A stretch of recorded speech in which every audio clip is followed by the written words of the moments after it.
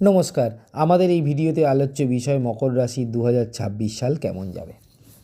ভিডিওটি সম্পূর্ণ দেখুন এবং ভালো লাগলে সাবস্ক্রাইব করতে ভুলবেন না। এছাড়াও জ্যোতিষ সংক্রান্ত যে কোনো পরামর্শ সম্পূর্ণ বিনামূল্যে পেতে ফোন করতে পারেন এই নম্বরে 7003292110। আবার বলি, জ্যোতিষ সংক্রান্ত যে কোনো পরামর্শ সম্পূর্ণ বিনামূল্যে পেতে ফোন করতে পারেন বা হোয়াটসঅ্যাপ করতে পারেন এই নম্বরে 7003292110। প্রসঙ্গত ধীর স্থির মন্থর গতি, চলার মধ্যে একাগ্রতা, সব বাধা বিঘ্ন কাটিয়ে এগিয়ে যাওয়া, নিয়মানুবর্তিতা, বাস্তবতা, পাণ্ডিত্য, সংযম মকর রাশির জাতক জাতিকার অন্যতম বৈশিষ্ট্য। এছাড়াও মকর রাশির জাতক জাতিকারা সাধারণত পরিশ্রমী হয়ে থাকে। সাংসারিক সুখলাভের প্রয়াস, লেগে থাকা এই রাশির জাতক জাতিকার অন্যতম আরেকটি বৈশিষ্ট্য। এছাড়াও রচনা শৈলী বা রচনা করা, যে কোনো জিনিস তৈরি করাও এই রাশির জাতক জাতিকার অন্যতম বৈশিষ্ট্য। এছাড়াও শনিদেব এই রাশির অধিপতি গ্রহ, তাই সেক্ষেত্রে শনি যদি জাতচক্রে দুর্বল হয় তবে স্থবিরতা, সংস্কার বিরোধী মানসিকতা, নিঃসঙ্গতা, অলসতা, গতানুগতিকতা এই রাশির জাতক জাতিকার অন্যতম বৈশিষ্ট্য হয়ে ওঠে এবং সেক্ষেত্রে ঝোপ বুঝে কোপ মারাটাও এই রাশির তখন একটা বৈশিষ্ট্য হয়ে ওঠে।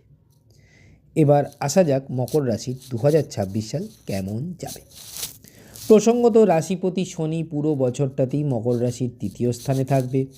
এছাড়াও শনিদেব জানুয়ারি থেকে মে মাসের মাঝামাঝি পর্যন্ত এবং অক্টোবর থেকে ডিসেম্বর পর্যন্ত বক্রী হয়ে নিজের নক্ষত্রে থাকবেন, অর্থাৎ উত্তর ভাদ্রপদ নক্ষত্রে থাকবেন এবং এই স্থান থেকে শনিদেবের দৃষ্টি মকর রাশির মননভাবে বা পঞ্চমভাবে, নবমভাবে বা ভাগ্যভাবে এবং ব্যয়ভাবে পড়বে, যার দরুন বলা যেতে পারে যেহেতু শনিদেব তৃতীয় স্থান হতে পঞ্চমভাবে বা মননভাবে দৃষ্টি দেবেন, সেহেতু পুরো বছরটাতেই সক্রিয় মনের প্রবৃত্তির প্রকাশ বা মনের উদ্যমী ভাব, বুদ্ধি, প্রতিভা, দেবভক্তির প্রতি থাকবে। এছাড়াও মনের মধ্যে থাকবে দেশের মধ্যে জীবিকার জন্য ক্ষুদ্র ভ্রমণের ইচ্ছা। এছাড়াও পুরো বছরটাতেই লেখনী শক্তি ও রচনাশৈলীরও বিশেষ প্রকাশ ঘটারও এই সময় সম্ভাবনা দেখা যায়। এছাড়াও যেসব জাতক জাতিকারা এজেন্সি ব্যবসার সঙ্গে যুক্ত তারাও এই সময় মনের দিক থেকে বিশেষভাবে উদ্যমী হবে বলেই আশা করা যায়।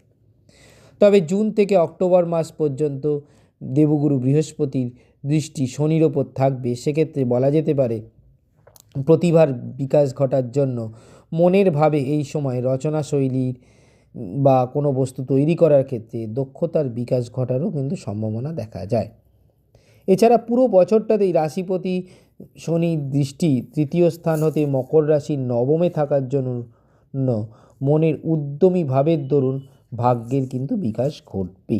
অর্থাৎ যেহেতু শনিদেব নিজেই কর্মের কারক গ্রহ এবং শনিদেবের দশম দৃষ্টি পুরো বছরটাতেই মকর রাশির ভাগ্যস্থানে থাকবে, সেজন্য যেরকম কর্ম করবে সেই রকম অনুযায়ী ভাগ্যের উন্নতি কিন্তু ঘটবে। আবার শনিদেব নিজেই কর্মের কারক গ্রহ হয়ে শনিদেবের দশম দৃষ্টি অর্থাৎ দশম কর্মদৃষ্টি পুরোটাই পড়ছে মকর রাশির ব্যয়ের স্থানে থাকছে পুরো বছরটাতেই। সেক্ষেত্রে বলা যেতে পারে ব্যয়ভাব এই বছরটাতে কিন্তু বৃদ্ধি পাবে এবং ব্যয় বৃদ্ধি বা খরচ করার জন্য বলা যেতে পারে মকর রাশির জাতক জাতিকারা কর্ম করবেন। বিশেষত ব্যয়পতি বৃহস্পতি নিজে জানুয়ারি থেকে মে মাস পর্যন্ত ও নভেম্বর হতে ডিসেম্বর পর্যন্ত রাশিপতি শনির সঙ্গে যুক্ত থাকবে। সেক্ষেত্রে বলা যেতে পারে দেশের মধ্যে ক্ষুদ্র ভ্রমণ, এজেন্সি, সাংবাদিকতা প্রফেশনের সঙ্গে যুক্ত যারা বা অনেকে প্রতিবেশীর জন্য কিন্তু ব্যয় করতে পারেন। আবার অনেকে যারা গান বাজনা বা সঙ্গীত প্রফেশনের সঙ্গে যুক্ত তারাও কিন্তু এই সময় ব্যয় করতে পারেন। আবার অনেকে সম্পত্তি পাওয়ার জন্য কিছু ব্যয় করতে পারেন মকর রাশির জাতক জাতিকারা এই সময়। এছাড়াও জাতচক্রে শনিদেব যদি বলবান না হন তাহলে ঈর্ষাজনিত কারণেও কিন্তু ব্যয় হতে পারে এবং সেক্ষেত্রে জানুয়ারি থেকে মে মাস পর্যন্ত এবং নভেম্বর ও ডিসেম্বর মাসে কিন্তু সেক্ষেত্রে মকর রাশির জাতক জাতিকাদের যথেষ্ট সতর্ক থাকা উচিত, যে ক্ষেত্রে মকর রাশির জাতক জাতিকাদের শনিদেব খুব একটা বলবান নন। এছাড়াও এই সময় কনিষ্ঠ ভ্রাতা ভগ্নী বা শ্বশুরের জন্য কিন্তু ব্যয় হতে পারে। এছাড়াও যারা অভিনয় পেশার সঙ্গে যুক্ত, যারা রয়েছেন তারাও কিন্তু নিজের প্রফেশনের জন্য কিন্তু এই সময় কিছু ব্যয় করতে পারেন দেখা যায়। এছাড়াও এই বছরে যেহেতু শনিদেবের দৃষ্টি বরাবরই ভাগ্যস্থানে থাকছে, সেক্ষেত্রে জাতচক্রে শনিদেব যদি বলবান হন বা বলবান হলে ও রাশিপতি শনি বা দশা চললে, অর্থাৎ শনির দশান্তর দশা চললে আধ্যাত্মিক উন্নতিও করতে পারে এবং সেক্ষেত্রে ধর্মস্থানে ভ্রমণও কিন্তু সম্ভব।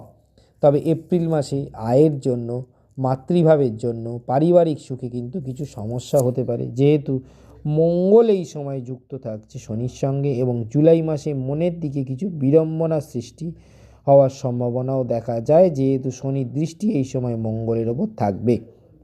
জানুয়ারি থেকে মে মাস পর্যন্ত সময় বা নভেম্বর থেকে ডিসেম্বরের মধ্যে মাসে কিন্তু ধর্মস্থানে কিছু ভ্রমণের সম্ভাবনা বা আধ্যাত্মিক উন্নতির সম্ভাবনাও কিন্তু এই সময় বিশেষভাবে দেখা যাচ্ছে।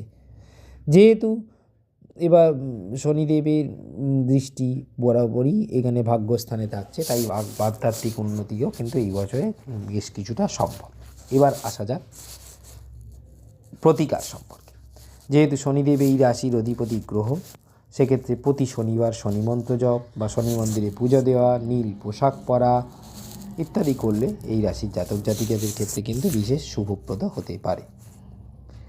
আবার বলি, জ্যোতিষ সংক্রান্ত যে কোনো পরামর্শ যদি সম্পূর্ণ বিনামূল্যে পেতে চান তাহলে ফোন করতে পারেন বা হোয়াটসঅ্যাপ করতে পারেন এই নম্বরে 7003292110। তাহলে আজ এ পর্যন্তই, ধন্যবাদ।